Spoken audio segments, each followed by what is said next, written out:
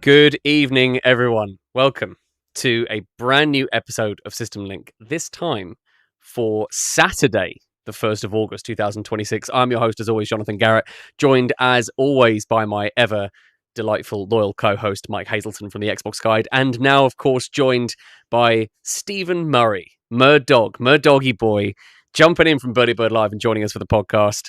Mike, first of all, how are we doing on this nonsense hour late stream because of all of our technical nonsense? How you feeling? How you doing? Yeah, I'm good. It's been a long summer holiday week, but yeah, glad to be getting on and doing some gaming with you guys. Steve, welcome. Your first episode of System Link, obviously a regular on our Burly Bird live streams, but we're trying something new, something a bit different now with our combined podcast and gaming stream, System Link evolving into its next version. Steve, welcome. How are you? Welcome to the show.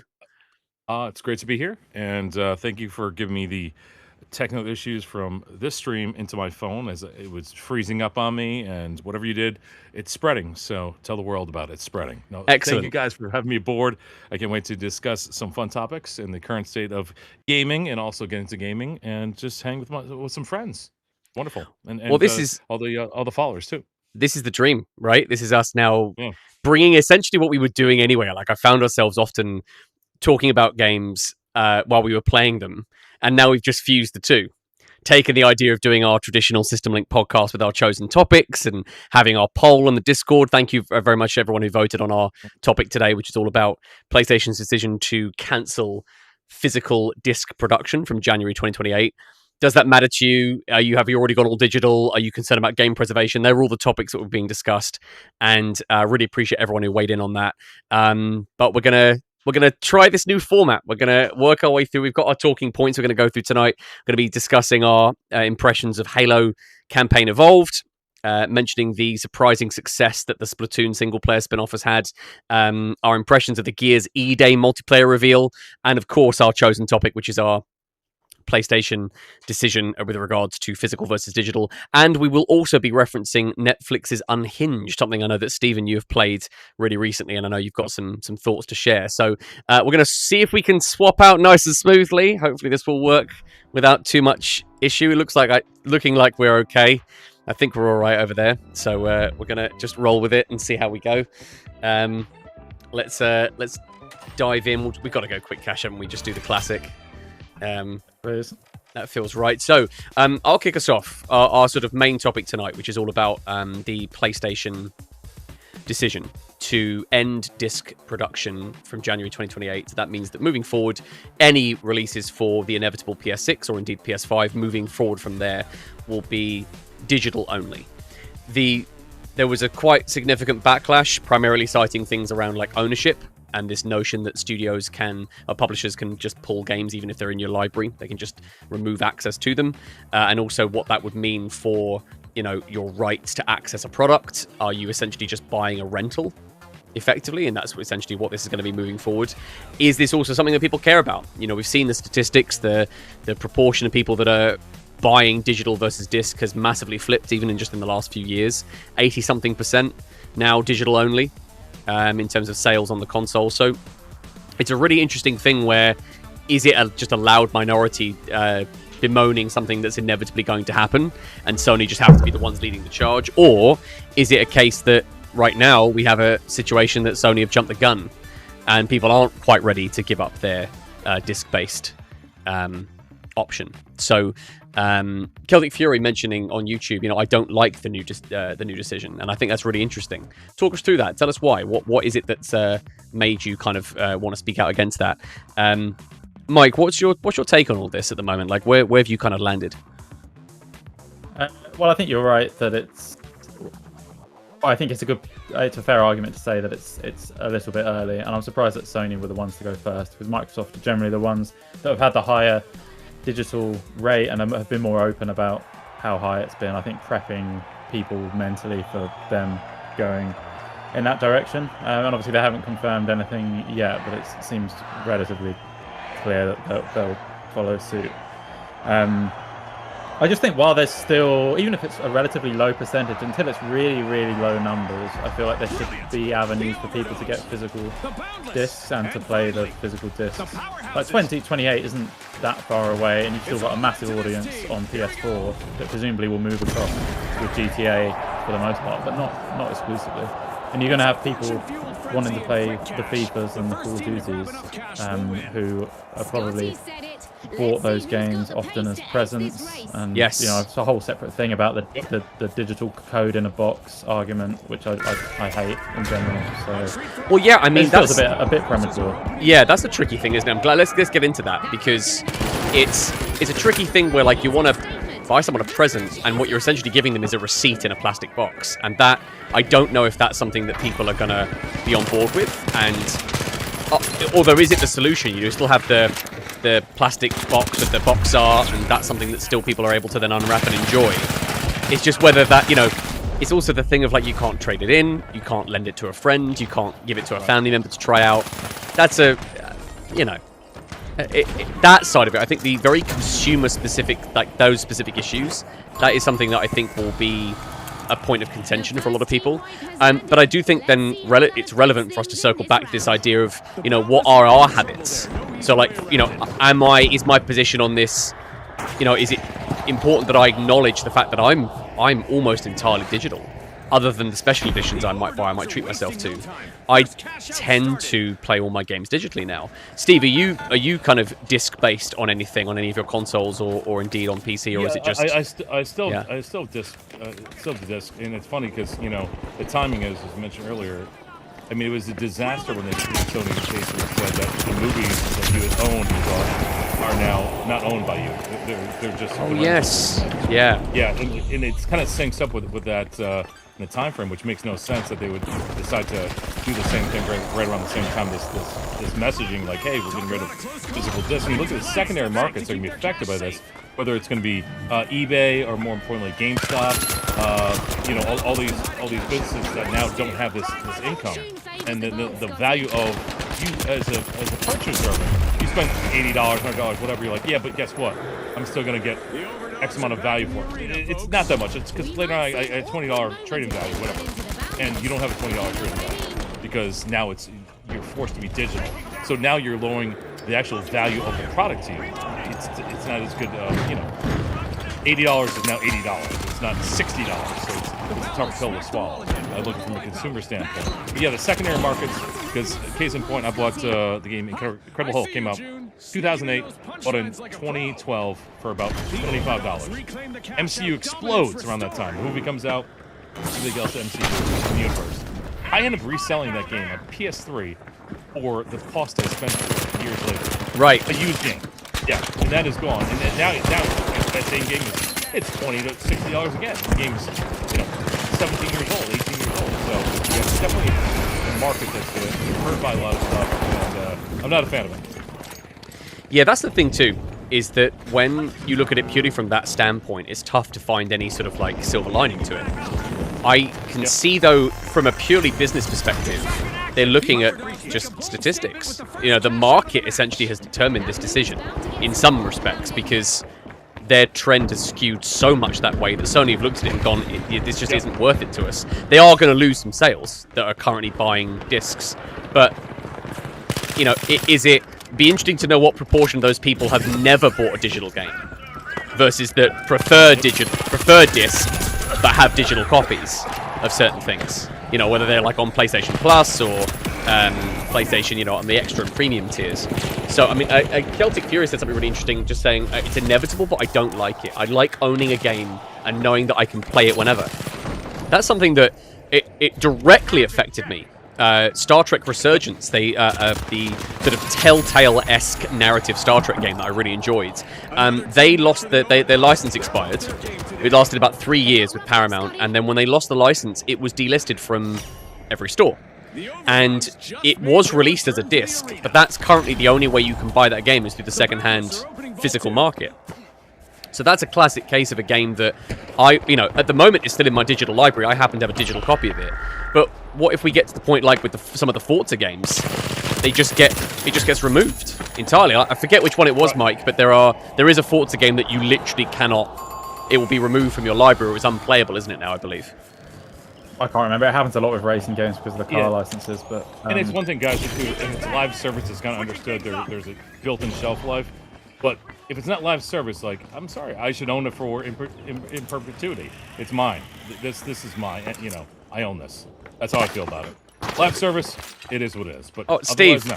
So cool. Just seen Hein in Anki Kimori into a YouTube chat saying he owned that exact Hulk game and grew up with it. So that's what a jolly reference. That's so cool. Maybe it was the one I owned. Does it have my initials carved in the sleeve? Something else that Celtic Fury mentioned in chat about how authors are now selling more on their own websites, you know, DRM-free ebooks, where essentially the purchase made then is completely owned by the person, the consumer, as a way, sort of no subscription required or anything like that. And that is potentially like an interesting way around that problem. I'll game with passion. Thank you so much, man. Yeah, sorry we're on so late. Just I'm having issues with audio. Is everything sort of coming through in sync? So like when I shoot my gun here, that looks and sounds okay. Pretty tough to know when we're live. I did a pretty extensive testing on it, but I'm not 100% confident that that's been resolved. It's not a simple issue to solve, right? It's something that I think has been a concern to people for a while, and I don't know if there's an easy answer. Where I landed with it was I just wish we were given an option. Much like they did with the PS5 Pro, and actually the PS5 Digital, is you could just buy a disc drive attachment. Much like you can buy a vinyl player if vinyl is something that still matters to you. It's certainly not the primary way that I listen to music, like that's through Spotify, but to be able to have that as a choice, I think would be really consumer friendly and potentially an opportunity for Xbox to win back some goodwill. If they have an optional disc drive for Helix, the next Xbox, that could be a really nice way of saying, look, we're still going to support legacy content and that still matters to us.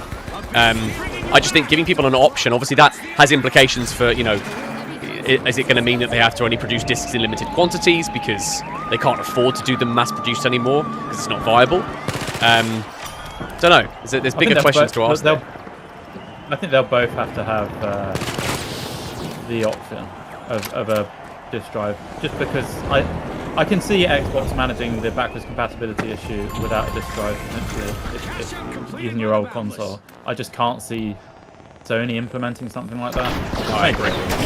It seems more like an Xbox infrastructure thing. A different angle of it too. Do you think this has to do with the changing cost of hard drives in storage because of the implementation of so many data centers which are causing the storage drives to go through the roof with price points? So you think that there's any correlation at all between the shift to digital, if there's a partnership going on or anything like that? Not to get nefarious, but you follow me in that? It's almost like it kind of coincides with the change of price points with everything that we're looking at right now. I don't know. It's just a thought that came to me. Like, are they, in the same mode as taking, have a partnership, the AI data centers with the Microsoft, with the PlayStation, and is an extra way of revenue info. It's a thought.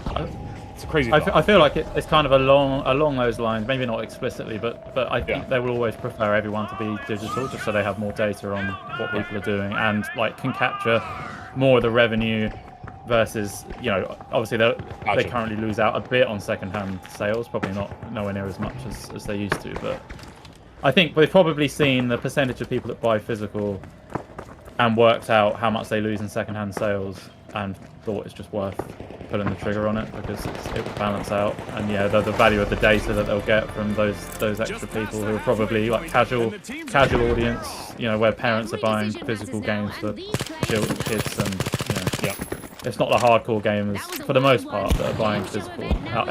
Like John said, they're the people buying the collector's editions and things. And I think those will still exist, just not in an ideal format.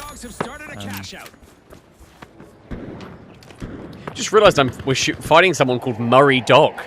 I'm not okay with that. That was really confusing. I thought Interloper. Somehow I thought I'd call you. Oh, that's why playing so terrible, because You're on the other team. You're on both teams. Yeah, I think that is a good point there, Mike, as well, because I think, and I'm glad you raised that as well, Steve, because it's definitely food for thought. Like, is there more to it, right?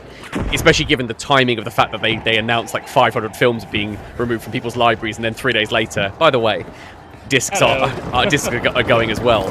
I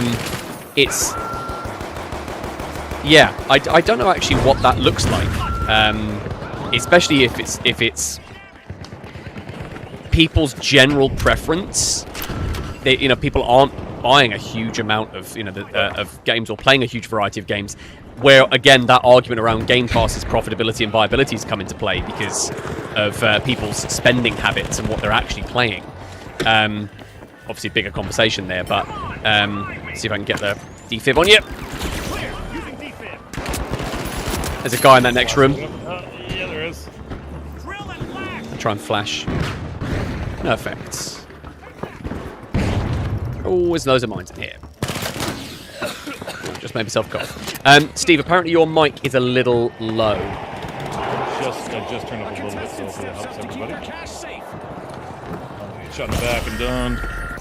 A little louder. That's so close to getting this through.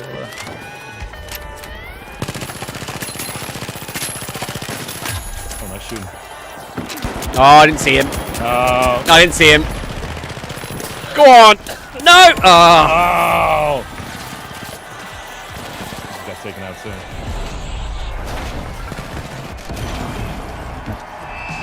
Oh, man. Well, at least it's better than 4th place.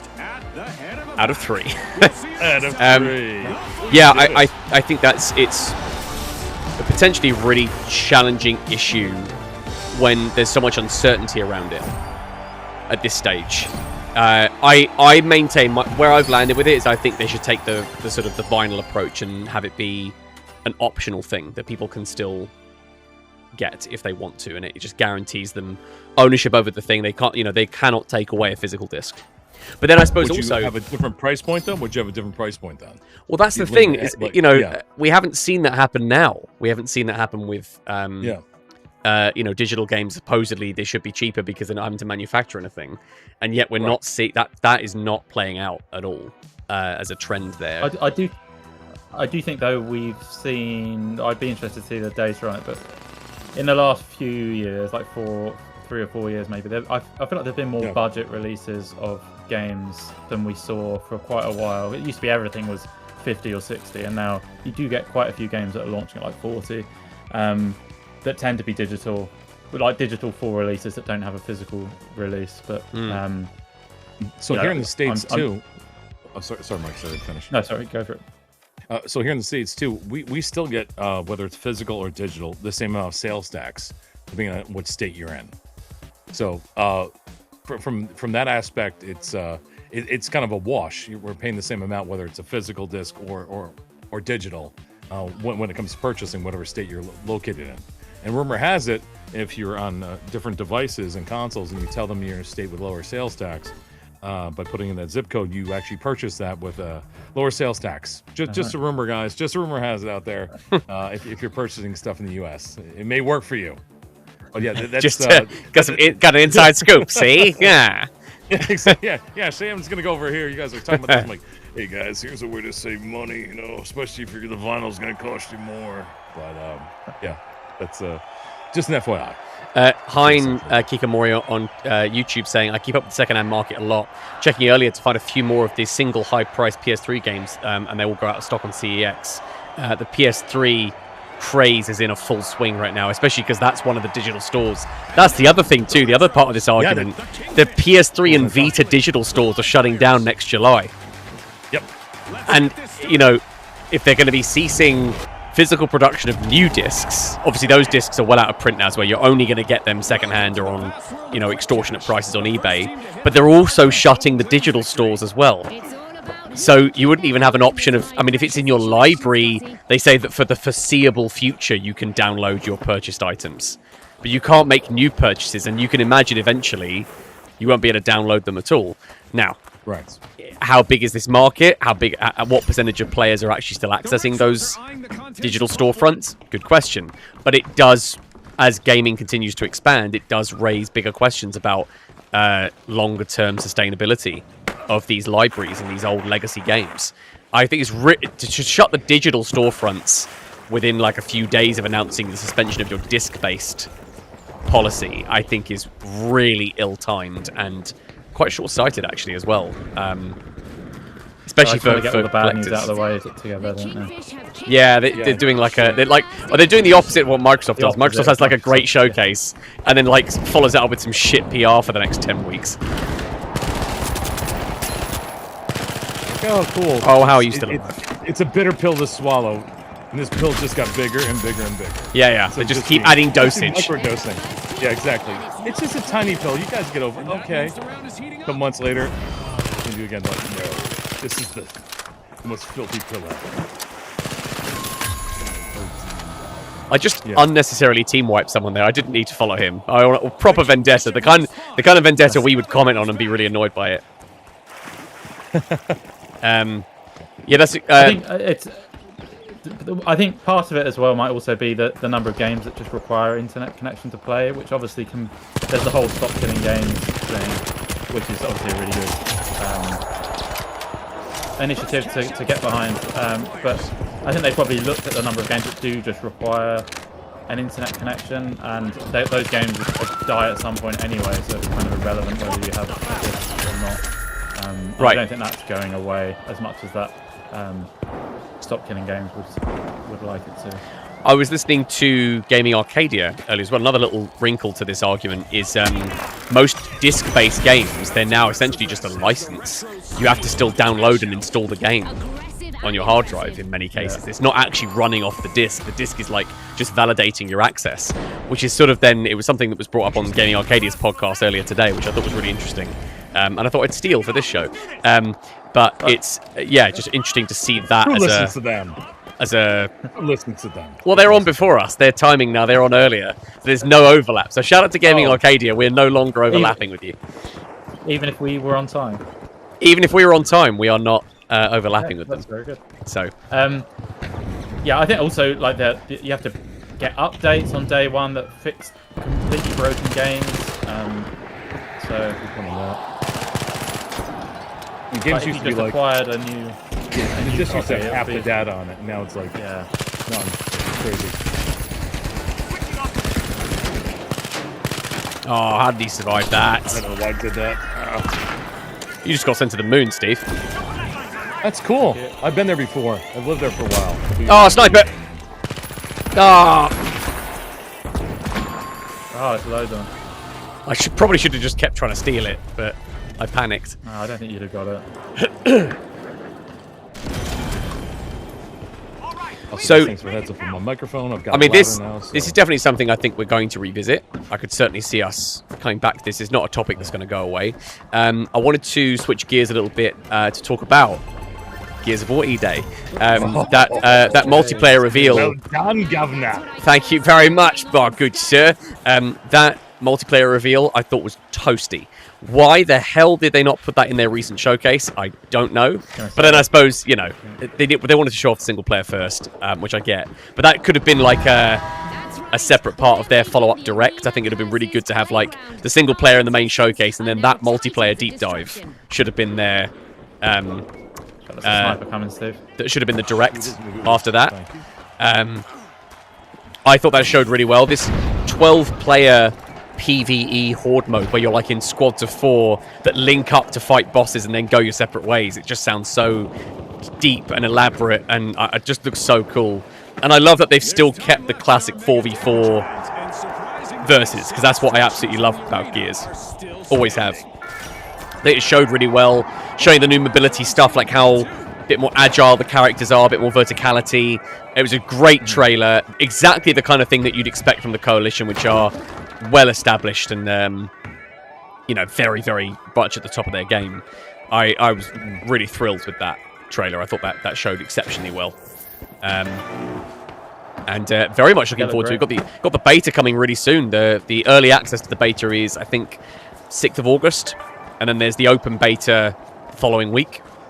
So there'll be 2 weeks of multiplayer availability. Oh, I'm taking fire. 2 weeks of multiplayer potentially to dive into there, which would be really, really interesting. What's your sort of stance on Gears, guys? Are you excited? Are you kind of are you looking at it thinking, it's just more Gears? I mean, I'm always going to be a day one. It's one of my favorite Xbox franchises. Just curious where you both have. What's your history with Gears? Yeah, I mean, I'm really looking forward to it, mainly from the co-op side, rather than anything. I wouldn't play it on my own, but yeah, it'll be similar to Fable. It just looks like it's going to land really well. Xbox has needed stuff like that for a long time. For sure. It's shown really well. So yeah, can't wait really. I've been a fan from a distance, not being an Xbox guy, but I've always wanted to play the games, and now that I lean into the PC, I'll have an opportunity for this new version of it. So I'm excited. I watched the entire 13-minute video, and I was kind of blown away by it. With the opportunities of 4v4 and PvP, PvE. Also, when you're doing PvE, you're going to have other teams that are going to be part of it, that are just joining the fray, that are part of your map that you're not necessarily teammates with, which I found very interesting. So yeah, it's an exciting title. Yeah, for sure. I think also, and let's not forget as well, campaign co-op on top of that. It's going to be a lot of jolliness as an opportunity there. I do think potentially for the three of us has some scope for some streaming fun. Yeah. Oh, this shitty little light! I'm going to find you. So sticking with Xbox for now, we've got Halo Campaign Evolved has just launched earlier this week. Well, in full. Early access was the end of last week, but Tuesday just gone. Available for everyone. Game Pass, PC.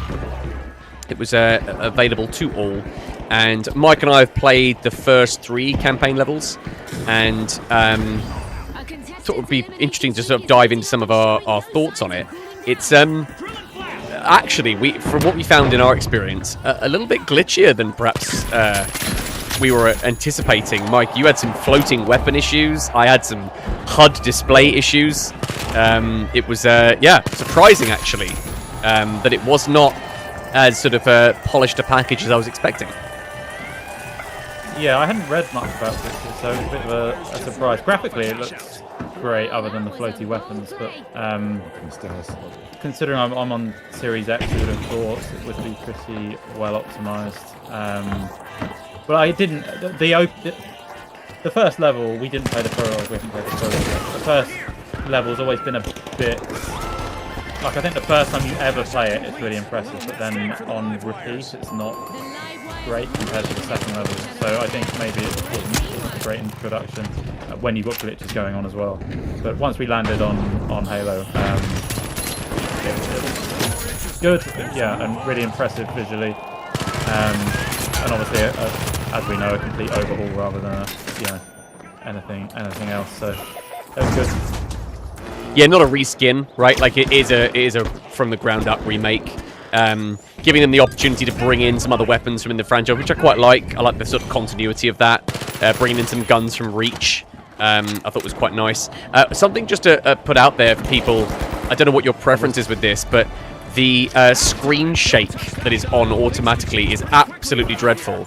Drove me nuts when I was playing the opening Pillar of Autumn level, and it was really distracting. Like, any explosion would go off even mildly near you would just cause like this almost like a Jason Bourne film level of camera work that was just so distracting. So I went straight into accessibility and turned that off immediately because it was not great. Yeah, there are a few things like that. I think they've messed with the audio a bit too much. Like, I get that you need higher quality versions of everything, but some of them I feel like they fundamentally changed how some things sound. They seem to rebalance some of the weapons in a way that I don't like. But we were obviously playing on Legendary, so it's hard to know how much it's just down to that. But we did play the original on Legendary, so yes. Yeah, there's a few decisions that, or maybe it would be nice if you could tweak some things or put it back to classic kind of options in the settings. Yeah, for the most part, yeah, it's a the skull modifiers are good. I really like those. Being able to, like, one of the first skulls you find on the first level is bringing the AR back to 60 rounds, which I was well chuffed about. Just from a sort of slightly more purist point of view. Oh, I'm taking fire.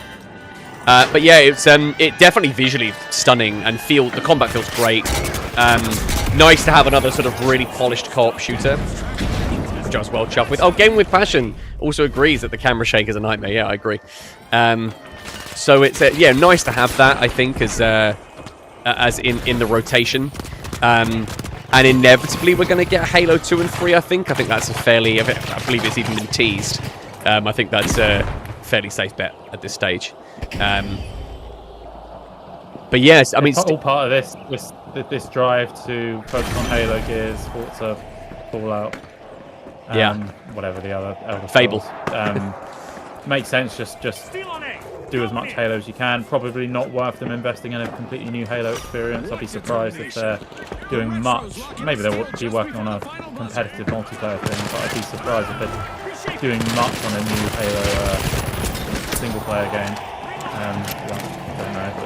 But oh, I didn't make it. You can just spend the next 6 or 7 years just remaking the existing Halo games. I don't know why you spend hundreds of millions doing a brand new thing when you're struggling a little bit. Especially after the pivot that we saw from Halo Infinite, right? Like, there's supposed to be the 10-year plan and the platform for Halo that just didn't pan out that way at all, across the way they handled live service and the way the campaign played out. So they're in a really interesting pivot point, which actually might open things up a bit. I would totally be up for like a ODST spin-off level Halo game. I think that could be quite smart. Keep it scaled. And then you know, the big reboot is Fable. Your consistency is Gears. Your consistency is Forza. Let Halo, because it hasn't had a good run really for the last several years, let it sort of simmer and have it be a slightly perhaps lower stakes release potentially. There's definitely a scope for that.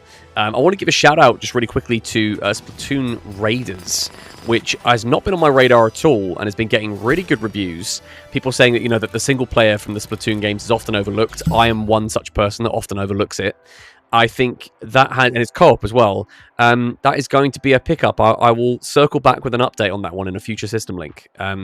I just wanted to give it a little shout out. It's been getting better notices and some really good feedback online, some really positive sentiment, more so than I expected. It really surprised me. It hadn't been on my radar at all. And that's one I'm definitely going to follow up on.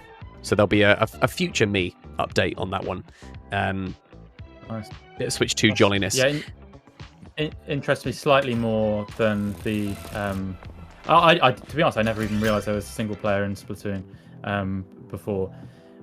Which Splatoon has never interested me, because if I wanted to play competitive multiplayer, I wouldn't play it on Switch personally. That's just a me thing. But this, yeah, I've read some articles on this one, and it certainly seems like sort of classic Nintendo, where they pull one out of nowhere and it ends up being like a stellar game. No one's really expecting it to do much, but I know, it seems like one of those. Definitely, for sure. Now, something as our sort of final topic for tonight's episode, we wanted to throw it over to you, Steve, because you have been playing a little game on Netflix, of all things, called Unhinged.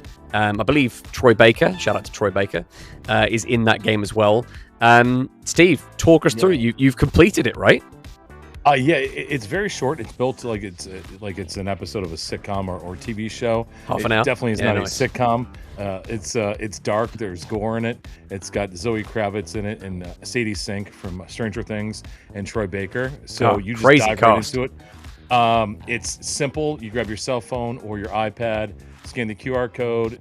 Some people have to download the Netflix app. You're in and out. There's no login. It takes 25 seconds, and you just dive into this interactive game where your cell phone is the controller, but it's also, in that game itself, another cell phone.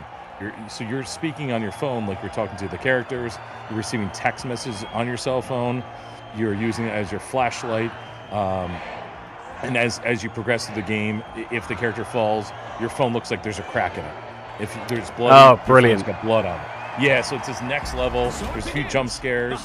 It's a consolidated concept and effort in this. It's also in the beta mode, and it's good. I mean, it's 30 minutes to 60 minutes. It says there's some timed events in it. that you've got to do. Various scenes, point and click time events. So if you die, you know, it brings you back, but otherwise it's fun. It's adult content. There's gore in it. It's interesting, and I'll leave it at that. So I could definitely see it gaining steam and have other entries into that series. Voice acting is great, and from a visual standpoint, and also syncing up, smooth, flawless. There's no latency issues, any reactions at all. So yeah, that's really impressive. It comes free with your Netflix account. So. Yeah, that's the thing too. Is it's part of the Netflix subscription, is that you don't have to pay separately for that, right? There's not like a gaming tier. Excuse me. There's a bunch of other games too that I need to look at yet. In your game, so like game night, you want to have like multiplayer game night. You've got a smart device, you know, scan the QR code. Yeah, I was. It's interesting that Netflix is doing that. So I'm seeing how my subscription leads to them doing that, and like wrestling and live events, and I'm not against the gaming at all. So yeah, I definitely give it a B+ for the beta effort right from the jump, and check it out. Nice. The adult content. The torch thing really intrigued me too. Like, does that just use like your phone's gyroscope? Is that how that works? Like, it's just like the phone is the controller essentially. The phone is the controller. I saw some other stuff where it actually becomes a more classic game controller for various games, where you have your A buttons, your B buttons, your up and down. For this particular game, it's just straight up point and click, and so you're clicking on the middle of your cell phone when it denotes it to. It's pretty simple, but as you move it around, it is your flashlight, your torch, and it also illuminates the active points that you've got to hit in the 30 minutes of game. So yeah, check it out. It's definitely fun, definitely worthwhile. Very smart to have that included in your Netflix subscription, I think, because that's gone up a few quid over the last several years, and to have that be like, because I think that might have been a tougher sell if it was like, this is now like another tier of Netflix, which is already like for some people like 20 quid a month. Yeah, I definitely wouldn't not have spent the money because I already spent money for other forms of my entertainment. So.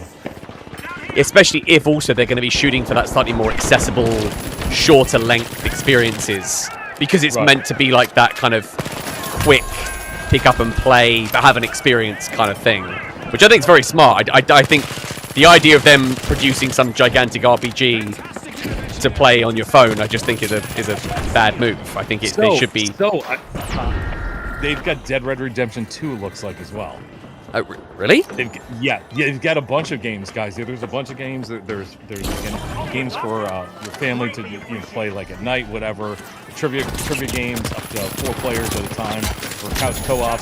And all of a sudden I saw Dead Red. I'm like, what is that? I didn't click on it because I was running out of time. I want to make sure I actually ran through that game so I could really quick run down for you guys this session. But yeah, so I will look into that next go round. Very interesting to see how that goes. That's huge. That size of that world. I will definitely be trying it because I love the developer. They did Oxenfree, which is one of my favourite games of the last. Well, I don't know when it came out, but I loved it when it came out. And I think probably the only notable developer that they've still got on board, but it's a nice first effort in this sort of. I wasn't surprised when Netflix redid kind of like the format for the layout for Netflix in general. Home screen also, and I saw gaming and look at this and right away you're Troy Baker, you're like, so he's Kravitz, Sadie Sink, and it's well performed. Not that you have to be an A-list actor or voice actor, but it's just good to like lay it in there and storylines good. Again, 30 minutes, adult content, have fun, blood through it. Yeah, I think that making something that's like specific to the platform, that it's got that very interactive, very story-driven, which is what you're expecting from a TV show. Oh, jump scares. Yeah, I think going and stuff like that. Going down that route, I think, is really smart. Because it makes it, makes you ask yourself, like, well, why am I playing this here? Well, you're playing this here because that's the experience that this platform can offer. And I'll say the uniqueness too, Jonathan, the fact that you have your cell phone as a controller, but more importantly, as the actual cell phone in the game, interacting with the protagonist is pretty. It's very interesting with that aspect. Yeah, I was going to say just a custom controller. Yeah, the innovative format. I mean, that's definitely going to be done again and in different ways by after following this. Reminded me of, I forget which Metal Gear, I think a few Metal Gear Solid games where they kind of break the fourth wall in really interesting ways with your controller and memory card. And memory cards, yeah. Like stuff printed in the manual and things. It's yeah, well, I haven't seen anything on that, I don't think, for quite a few years, so it's pretty cool to have some innovation in that space. I think as well, like you're seeing, there's been a few games that have like the Jackbox Party games, obviously using your mobile phone, but they support it on console.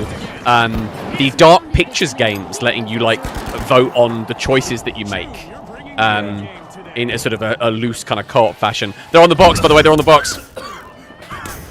Grenade out there, point. That's too late. Sorry, I'll try and get it. Sorry, that's my fault. That's so close. Oh, I had it. Stealing. Yeah.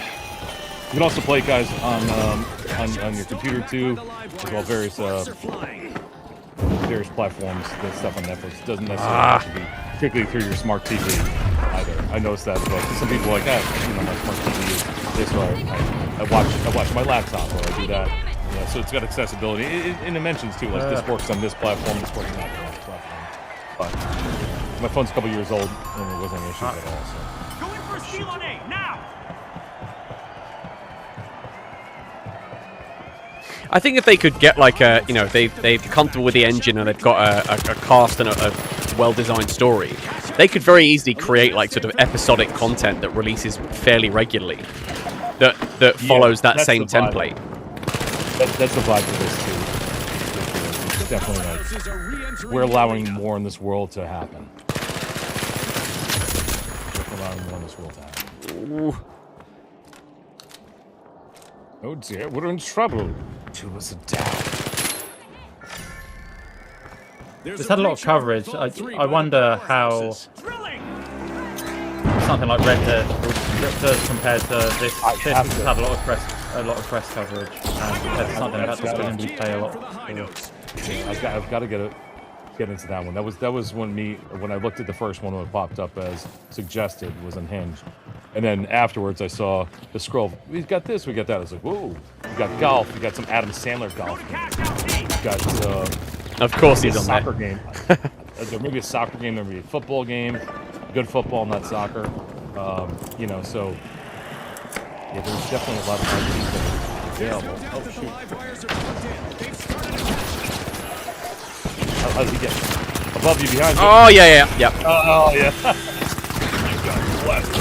I think the format has huge potential. I think the mistake would actually be them trying to go down the route of just making traditional games. You can just, why would I get that on Netflix? I just get them on my PC or a console. Well, that was cheeky. Great revive. Yeah, I can't believe he didn't just trying to punch me. Yep. Got stabbed. Wow. I got stabbed and shot. But I'll definitely check out, guys, the Dead Red for the next time you get a chance to yeah. Next stream. Didn't realize that was the developer too. That's a good bit of intel there, Mike. They're a good team. I actually also had forgotten their history, but they've been acquired as well. That was good to know. So this will, I think, gents, as we're sort of getting ready to wrap up our episode tonight, as we sort of finish this round, I think, well, even though it was an hour later than I planned because of some audio nonsense, which I'm hoping I fixed. I mean, I won't know until I watch the VOD back, but seems to be okay. I think the format works. I think we've got a winner here. I think our performance definitely suffers somewhat. For sure. Not that we've ever been the best trio, but like I found it a bit hard to, I was just killing people some of the time while I'm talking, and then I think I should actually do the objective. But yeah, the conversation's been good. I've had some fun, so it works for me. Well, and also Steve, having you here as well. First episode of System Link. It's an absolute pleasure having you on there. Oh, thank you guys. But seriously, it's been fun. I did a little research. I had a chance to dive into some of the topics, so I was informed, and glad you guys cared about some of my opinions, especially the Incredible Hulk. 2008 Incredible Hulk. So great to get that in there. right? Well, Sounds- yeah. So that's jolly vibes all around. Well, thank you again, everyone, for tuning in. It's been a pleasure and long overdue for us to get back to streaming and doing this again. Thank you, everyone in chat, for your engagement and for your comments. It's been really lovely. And yeah, folks, we will see you next time. See ya. I know.